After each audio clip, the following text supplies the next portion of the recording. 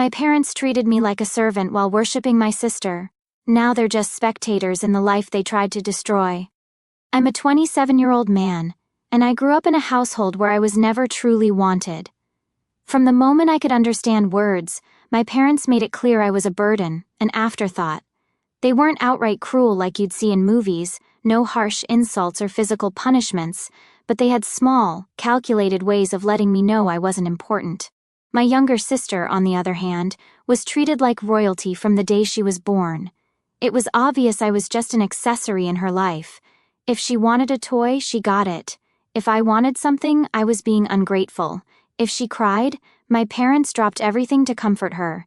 If I cried, I was being dramatic. She was never expected to lift a finger, while I was constantly told to help out because I was the older sibling.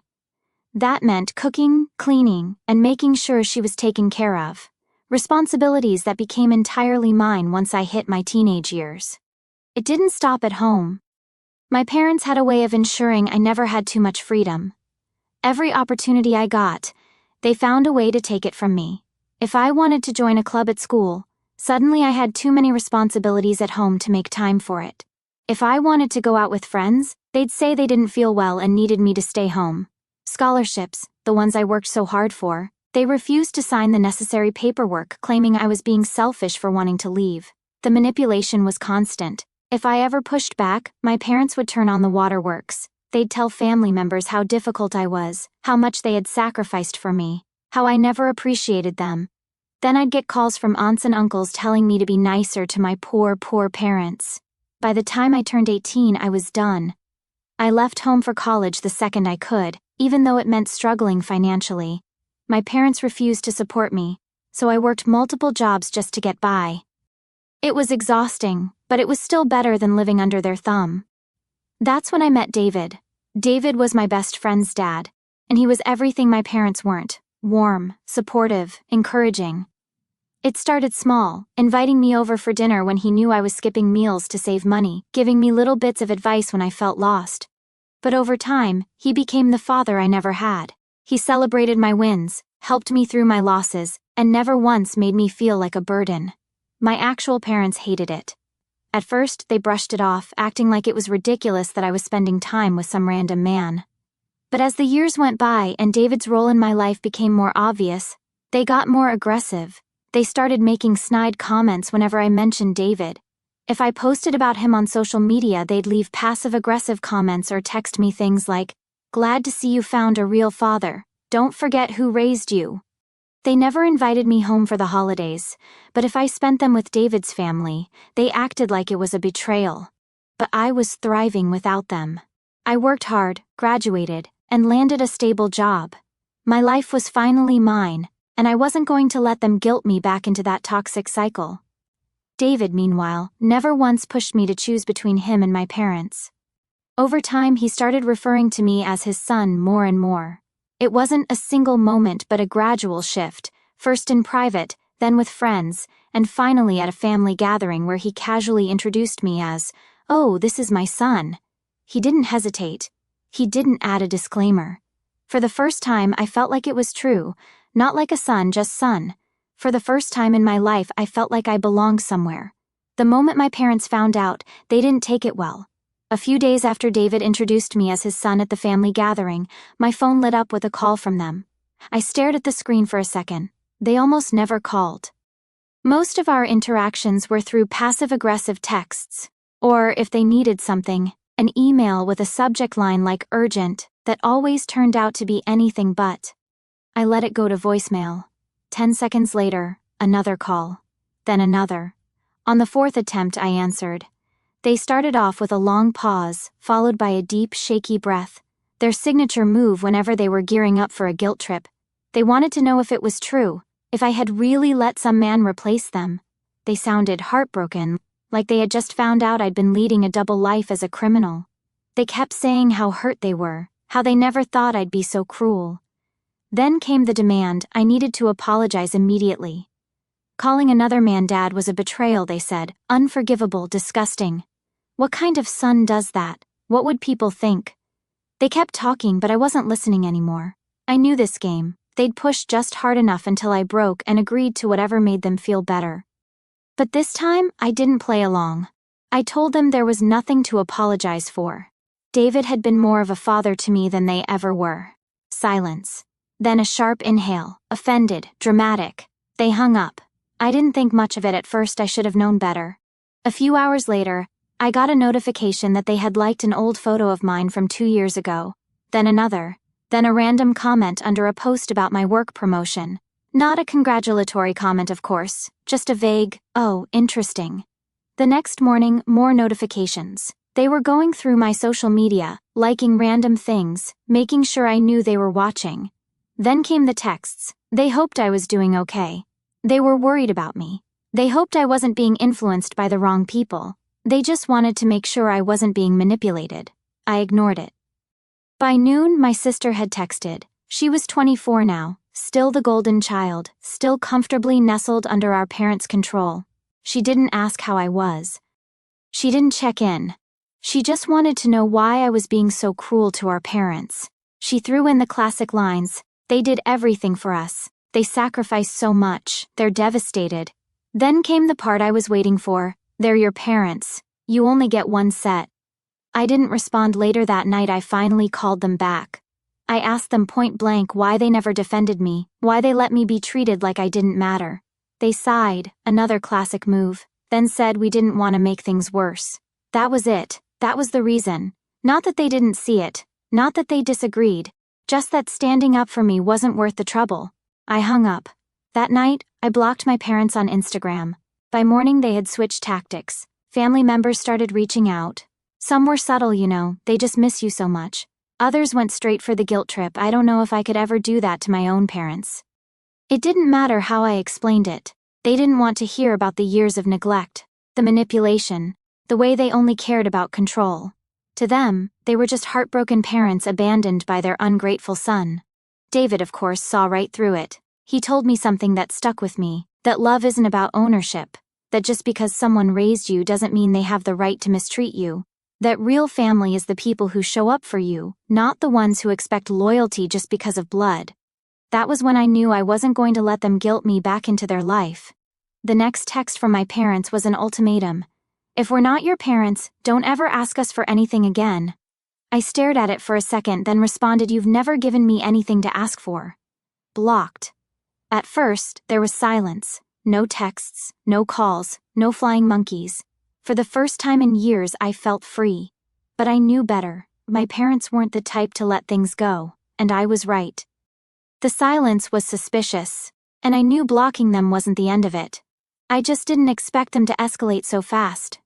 It started with a warning from a cousin, a short, vague text. "Hey, I don't know if you've seen, but your parents have been saying some stuff.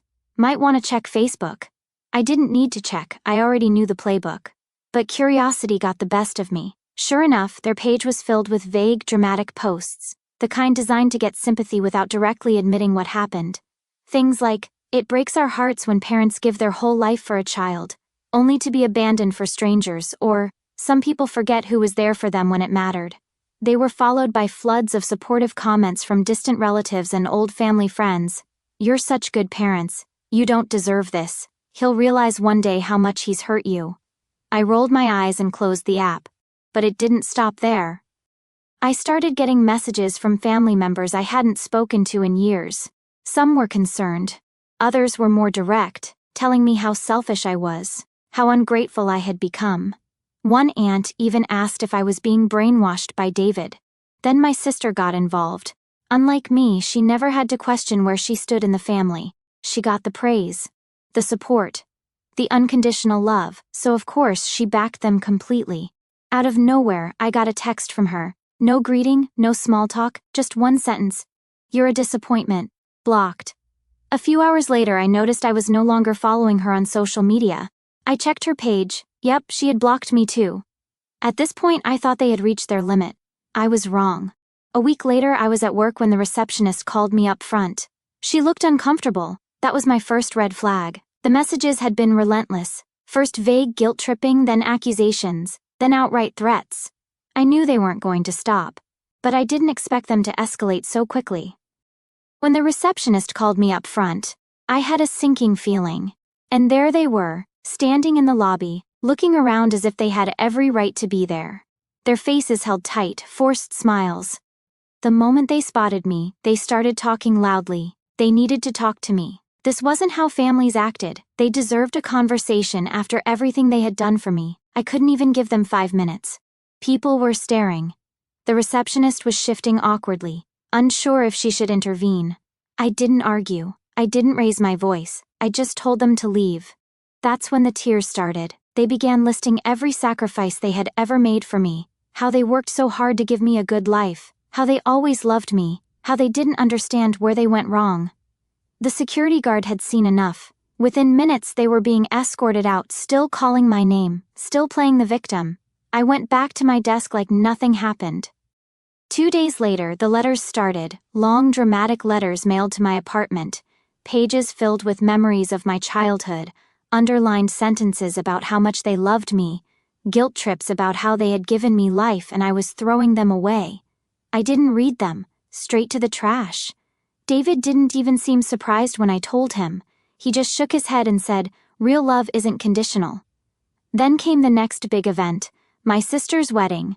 I hadn't spoken to her in months and I had zero plans to go, but apparently that wasn't an option. I got a text from my parents listing the date and time, followed by, "We expect you to be there. You're still part of this family." No question, no invite, just an expectation. I ignored it. 2 days later, another text. "We can't believe how selfish you are. This is your sister's wedding. You really won't put your issues aside for one day?" Ignored.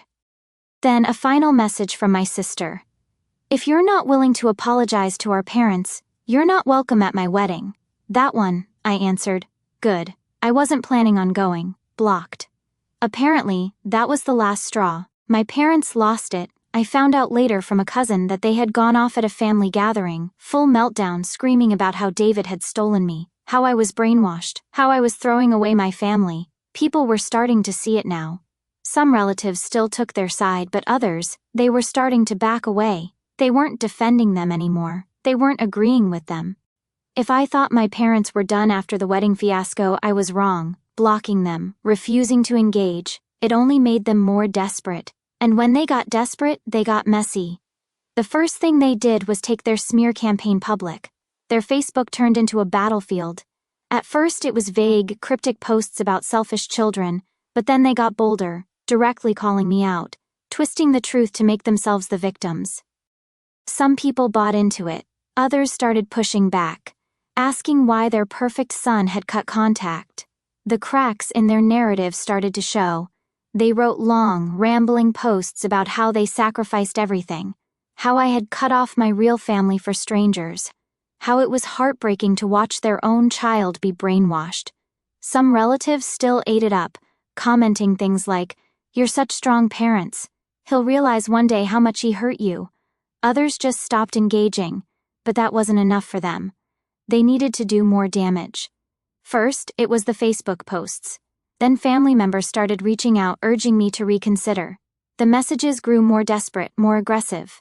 And then, a week later, an email landed in my job's HR inbox. Someone, an anonymous concerned relative, had claimed I was unstable and mentally unfit for my position. It didn't take a detective to figure out who was behind it. HR wouldn't tell me the name, but they did say the email was filled with vague concerns about my behavior and how they thought I was being led down a dangerous path. It was laughable. HR called me in for a meeting, their expressions careful but professional. They had received an anonymous complaint about my mental instability. I expected panic, but instead my manager just sighed. "We've seen these kinds of things before," they said. "Someone trying to stir up trouble." After a brief review, they dismissed the complaint as baseless. But the fact that they even tried to sabotage my job, that was a new low. David, of course, wasn't about to stay silent. He made a single Facebook post, not mentioning my parents, not even referring to the situation directly, but the message was clear. Real love is unconditional. Real love doesn't demand obedience. Real love doesn't manipulate. The comments were flooded with support. People knew. Even the ones who had been neutral before started backing away from my parents. That's when my parents tried to take things offline. David's family was hosting a big gathering. A casual event with food, music, and a bunch of close friends. I was invited, obviously, and somehow my parents found out. I was in the middle of a conversation when I saw them standing outside the venue, looking around like they were searching for someone. I turned to David, who was already reaching for his phone. Within minutes, security was escorting them off the property. They caused a scene, of course. Loud protests about how they were just trying to see their son, how cruel it was that they were being kept away, but no one was buying it. That was the moment some of my relatives finally got it. The ones who had still been defending them, still thinking this was just a misunderstanding, they finally saw how unhinged they had become. After that, things started unraveling fast. David, being David, never asked for anything in return for all the love and support he gave me. But that week he gave me something I'll never forget, a small bracelet, simple, with one word engraved on it, son. It wasn't a legal adoption, obviously, but the message was clear, and when my parents found out, they lost it. Another Facebook rant, this time it wasn't vague. It was an all-out meltdown, caps lock, excessive punctuation, talking about how some man had stolen me, how I was throwing away my real family, how they were done being parents to an ungrateful, disloyal child. That post was the final straw. Relatives who had been on the fence before, gone. People who had been offering them sympathy, silent. No one wanted to be associated with that level of unhinged. Meanwhile, my sister's wedding finally happened, and it was a disaster. Without me there, all the attention was on them. They weren't playing the victims in the background anymore. They were the problem. They made a huge scene, got into arguments with guests, and spent the whole night making passive-aggressive comments about how some people abandon their family. Apparently, that was the other parent's breaking point. Over the months, I had started hearing things. They weren't just silently enduring my parents' meltdowns anymore. They were arguing back. A cousin mentioned that they had stormed out of a family gathering after one of their public breakdowns. Then came the message from them, short but heavy with meaning, we should have left years ago. It wasn't just regret, it was resignation. That's when the rumors started. People were saying the other parents were finally done, that they were looking into divorce, that they had been putting up with their antics for years, but now, without me as a buffer, they saw my parents for what they really were. And my parents? Their entire reputation was in shambles. Even the people who once defended them had backed off. They had gone too far, tried too hard to control me, and in doing so lost control over everything else. And me? I was doing better than ever. I had a great job, amazing friends, and a real father figure in David. I didn't just escape, I thrived. And the best part? They had to watch it all from the sidelines. After the wedding disaster, things got quiet. Too quiet. For a while it seemed like my parents had finally given up. No more dramatic Facebook posts. No random flying monkey relatives showing up in my inbox. Even my sister had gone silent. Then the calls started. Unknown numbers, no voicemails, just ringing over and over. At first I ignored them. Then they got more frequent, middle of the day, late at night, even during work hours. I picked up once, and there was nothing but silence on the other end before the call disconnected. I blocked the numbers, but new ones kept popping up. Then I got the email. It was from my parents, a long, overly sweet message about how they wanted to put the past behind us, how families should always stick together, how they forgave me for the way I treated them. Forgave me. I deleted it. A few hours later, my phone buzzed again. This time, it was a cousin sending me a screenshot. My parents had posted on Facebook again, only this time, it wasn't the usual vague sob story. This one was specific. They were telling everyone how they had graciously forgiven me for hurting them, how they were so happy that we had finally reconciled, and how parents' love is eternal no matter what. It was all a lie. I hadn't spoken to them. I hadn't agreed to anything. And now they were out there telling everyone that we had made up. I wasn't letting that slide. I made my own post, short and to the point. There has been no reconciliation. I have no interest in having a relationship with my parents. Please don't believe everything you read online. That was all it took. Comments flooded in. Some people were confused, some asked if I was sure, but others, they got it. And then my parents saw it. Cue the meltdown. More posts, more victim playing. This time they went all in, talking about how they tried to make peace, but their selfish, cold-hearted son had publicly humiliated them instead. how they had done everything for me, and I had cruelly thrown it back in their face. Some relatives fell for it, others didn't. At this point, most people were exhausted by the drama. Then they did something I did not see coming. A week later, I got a letter in the mail. At first, I thought it was another dramatic note from them, but no, this one had an official letterhead. They were suing me for emotional distress. I actually laughed when I saw it. They had no case, no real damages, just pages of nonsense about how I had intentionally caused them suffering by cutting them off and turning people against them. David, being the absolute legend that he is, took one look at the letter and told me not to worry. He knew a lawyer. We set up a meeting. The lawyer didn't even try to be professional about it. He laughed as he skimmed through the papers, called a joke. Said it wouldn't hold up in any court. That should have been the end of it, but my parents doubled down. Instead of letting it go, they went nuclear. Another public meltdown, ranting about how they were being forced to take legal action against their own child because they had no other choice, how they had been pushed to the edge by my heartless betrayal. They wanted people to take their side. Instead, they lost the last few supporters they had left. And then came the final bombshell: the family was splitting apart. My uncle and aunt, who had been my parents' strongest supporters and financial backers, finally saw through the manipulation. They announced they were cutting all ties and financial support. For years they had enabled my parents, always choosing to believe their side. But something had changed. They stopped defending my parents, started walking away from arguments instead of making excuses for them. Relatives mentioned that the whole extended family seemed tired of the drama, more distant. And when the family separation was finally announced, it wasn't just a sudden decision. It was a long overdue escape from the toxic dynamics my parents had created. Without the extended family's financial support, my parents were screwed. My sister, the golden child, had always been on their side, but now, with the family splitting apart and the money drying up, she was seeing things differently. Maybe it was because the financial security was gone. Maybe it was because our uncle and aunt had finally started telling her things they'd kept quiet about for years. Either way, she turned on our parents too. Now they were completely alone. The last message I ever got from them came a few days later. "You did this. You ruined our lives. I hope you're happy. Blocked for good." It's been a year since I blocked my parents for good. A lot has changed since then.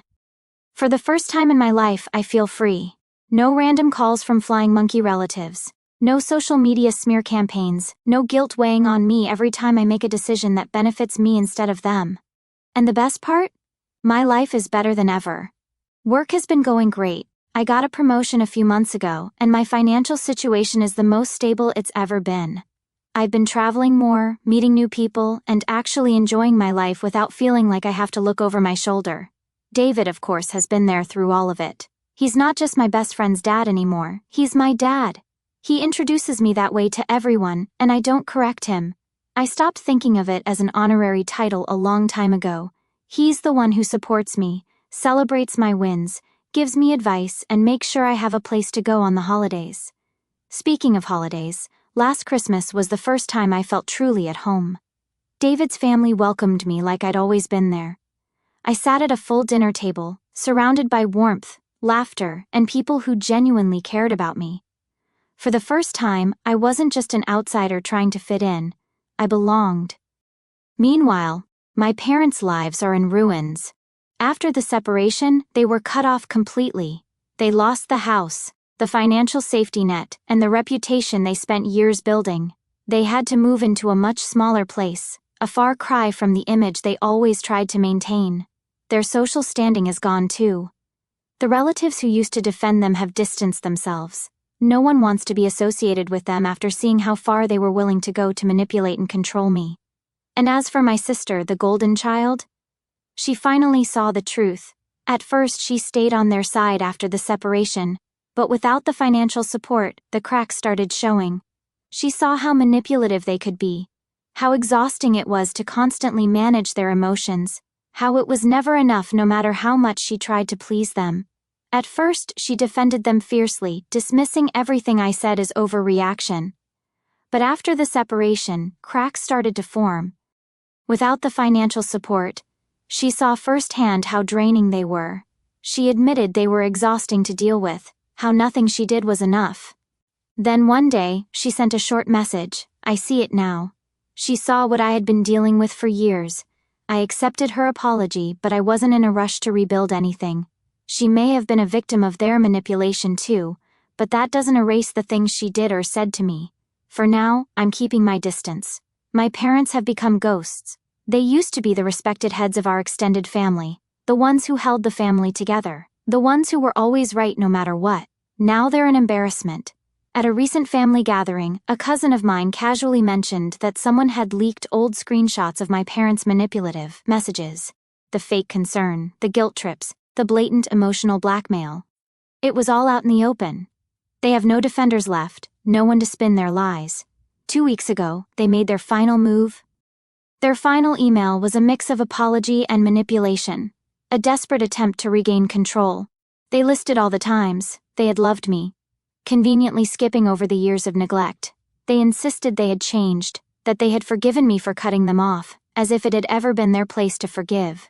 But I knew better. This wasn't about reconciliation, it was about power, and they had lost it. The difference this time? They weren't demanding anything. No guilt trips, no "we're your parents, you owe us."